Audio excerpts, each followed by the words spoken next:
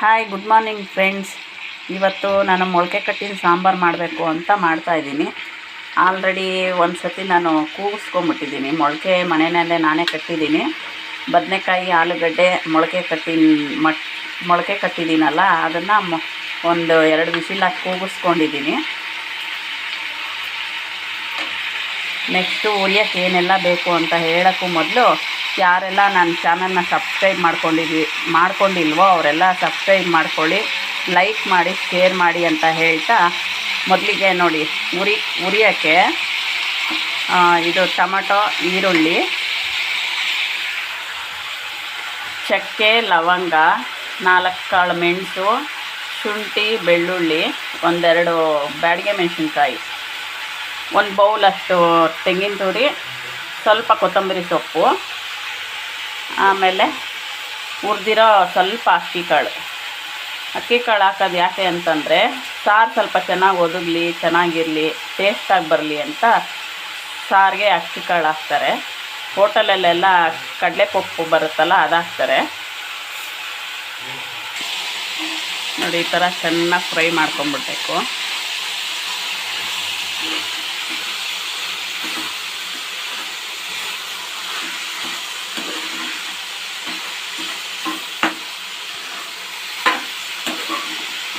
ಎಲ್ಲ ಥರನೂ ಹುರ್ಕೊಂಬಿಟ್ರೆ ಆವಾಗ ನಮಗೆ ಇದು ಏನು ಹಸಿ ವಾಸನೆ ಬರೋದಿಲ್ಲ ಸಾಂಬಾರು. ಕೆಲವರು ಎಲ್ಲ ಹಸಿದೇ ಹಾಕ್ಬಿಟ್ಟು ರುಬ್ಬಿಟ್ಟು ಸಾಂಬಾರು ಮಾಡ್ತಾರೆ. ಅದು ತುಂಬ ಹೊತ್ತು ಬೇಯಿಸ್ತಾ ಇರಬೇಕು. ಕಾಚು ವಾಸನೆ, ಒಂಥರ ಹಸಿ ವಾಸನೆ ಇರುತ್ತೆ. ಈ ಥರ ಎಲ್ಲ ಹುರಿದು ರುಬ್ಕೊಂಬಿಟ್ಟು ಮೊಳಕೆ ಕಟ್ಟಿಂದೆಲ್ಲ ನಾವು ಕೂಗಿಸ್ಕೊಂಡಿರ್ತೀವಲ್ಲ, ಅದಕ್ಕೆ ಮಸಾಲೆ ಹಾಕಿ 1-2 ಕುದಿ ಬಂದರೆ ಸಾಕು. ಒಗ್ಗರಣೆ ಕೊಟ್ಟರೆ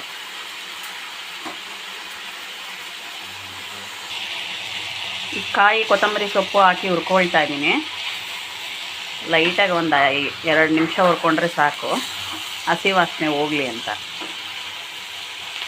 ಹುರ್ಕೊಂಡಾದ್ಮೇಲೆ ಸ್ವಲ್ಪ ತಣ್ಣಗಾದ್ಮೇಲೆ ರುಬ್ಕೊಂಬಿಡೋಣ. ರುಬ್ಬಿಟ್ಕೊಂಡು ನೆಕ್ಸ್ಟ್ ಹೇಳ್ತೀನಿ.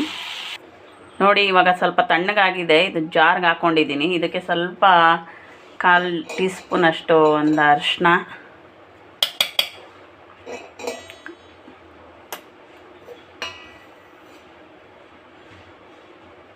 1 ಸ್ಪೂನು ಧನಿಯಾ ಪುಡಿ,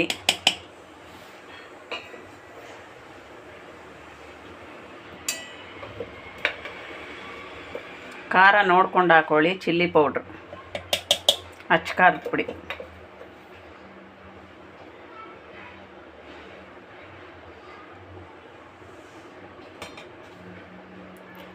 ಹೋಗಿ ಪೇಸ್ಟ್ ಮಾಡ್ಕೊಂಬಂದ್ಬಿಡೋಣ. ನೋಡಿ, ಪೇಸ್ಟ್ ಮಾಡ್ಕೊಂಬಂದಿದ್ದೀನಿ.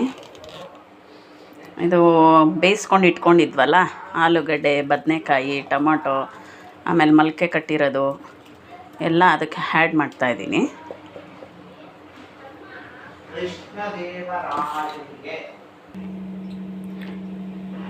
ನೋಡಿ, ರುಬ್ಕೊಂಡು ನಾನು ಸ್ವಲ್ಪ ಒಂದು ಲೋಟದಷ್ಟು ನೀರು ಹಾಕ್ಕೊಂಡಿದ್ದೀನಿ. ನಿಮ್ಮ ತಿಕ್ನೆಸ್ ನೋಡ್ಕೊಂಡು ನೀವು ನೀರು ಹಾಕ್ಕೊಳ್ಳಿ.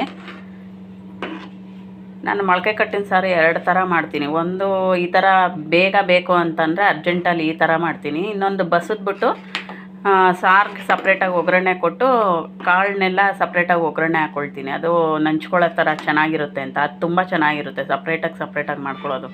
ಅದು ಡಬಲ್ ಕೆಲಸ ಅಲ್ವಾ ಅಂತ ಮಾಡೋಕ್ಕೆ ಯಾರು ಹಿಂದೆ ಮುಂದೆ ಮಾಡ್ತಾರೆ ಅಷ್ಟೇ. ಬಟ್ ಅದು ತುಂಬ ಚೆನ್ನಾಗಿರುತ್ತೆ. ಇದು ಅರ್ಜೆಂಟಾಗಿ ಮಾಡ್ತಾಯಿದ್ದೀನಿ, ಅದಕ್ಕೋಸ್ಕರ ಎಲ್ಲ ಮಿಕ್ಸ್ ಮಾಡಿ ಮಾಡ್ತಾಯಿದ್ದೀನಿ. ನೋಡಿ, ಎಲ್ಲ ಮಿಕ್ಸ್ ಆಗಿದೆ. ನಾನು ಮೊಳಕೆ ಮನೆಯಲ್ಲೇ ಕಟ್ಕೊಂಡ್ಬಿಡ್ತೀನಿ. ನೋಡಿ, ಸ್ವಲ್ಪ ಚೆನ್ನಾಗಿ ಬಂದಿದೆ ಮೊಳಕೆಗಳು. ಒಂದೇ ದಿನದಲ್ಲಿ ಇಷ್ಟು ಚೆನ್ನಾಗಿ ಬಂದ್ಬಿಡುತ್ತೆ ನಮ್ಮ ಮನೆಯಲ್ಲಿ. ಇದು ಸ್ವಲ್ಪ ಮಕ್ಳಿಗಿರಲಿ, ಸ್ನ್ಯಾಕ್ಸ್ಗಾಗುತ್ತೆ ಅಂತ ಎತ್ತಿಟ್ಕೊಂಡಿದ್ದೀನಿ.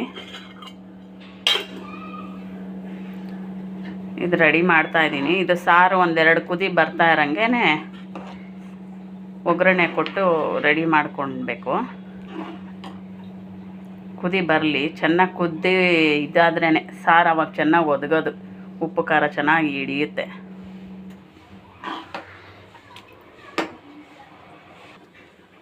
ನೋಡಿ, ಸಾರು ಕುದಿ ಬರ್ತಾಯಿದೆ. ಒಗ್ಗರಣೆ ಹಾಕ್ಕೊಂಬಿಡೋಣ ಇವಾಗ.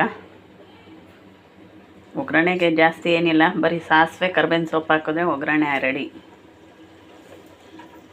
ಕೆಲವು ಬೆಳ್ಳುಳ್ಳಿ, ಈರುಳ್ಳಿ, ಒಣಗಿದ ಮೆಣಸಿನ್ಕಾಯಿ ಎಲ್ಲ ಹಾಕ್ಕೊಳ್ತಾರೆ.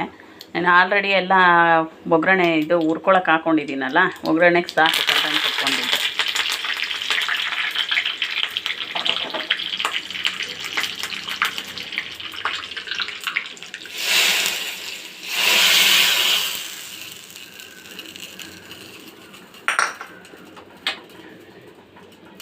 ನೋಡಿ, ಮೊಳಕೆ ಕಟ್ಟಿನ ಸಾಂಬಾರು ರೆಡಿ. ನೀವೆಲ್ಲ ಒಂದು ಸತಿ ಟ್ರೈ ಮಾಡಿ. ಯಾರೆಲ್ಲ ನಮ್ಮ ಚಾನಲ್ನ ಸಬ್ಸ್ಕ್ರೈಬ್ ಮಾಡ್ಕೊಂಡಿಲ್ಲೋ ಅವರೆಲ್ಲ ದಯವಿಟ್ಟು ಪ್ಲೀಸ್ ಸಬ್ಸ್ಕ್ರೈಬ್ ಮಾಡ್ಕೊಳ್ಳಿ, ಲೈಕ್ ಮಾಡಿ, ಶೇರ್ ಮಾಡಿ. ನೆಕ್ಸ್ಟ್ ವಿಡಿಯೋದಲ್ಲಿ ಮೀಟ್ ಆಗೋಣ. ಬಾಯ್.